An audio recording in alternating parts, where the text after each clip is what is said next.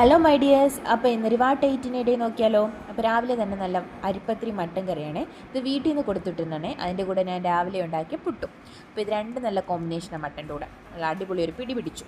പിന്നെ ഒരു 11 മണിയായപ്പോഴത്തേക്കും ഇത് നമ്മുടെ അവലിൻ്റെ ലഡുവാണേ. ഇത് നാത്തൂനുണ്ടാക്കി കൊടുത്തിട്ടേ. ഇതും എള്ളുണ്ട. എനിക്ക് അങ്ങനെ ഇഷ്ടമല്ല കേട്ടോ. എള്ളുണ്ട ഇഷ്ടമല്ലാത്തവരൊന്ന് കമൻറ്റ് ചെയ്യണേ. മറ്റേ ഞാനൊരു 3-4 അങ്ങ് തിന്നു.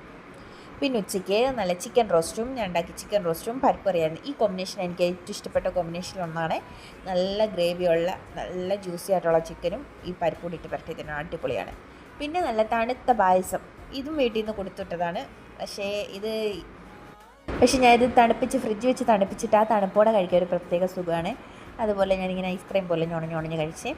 പിന്നെ രാത്രി ആയപ്പോഴത്തേക്കും പത്തിരിയും ചിക്കൻ കറിയാണ് ഞാൻ ഉണ്ടാക്കി. ചിക്കൻ കറി അതൊരു പിടി പിടിച്ചിട്ട് പിന്നെ എന്ത് കഴിച്ചാലും എനിക്ക് മധുരം മസ്റ്റാണേ.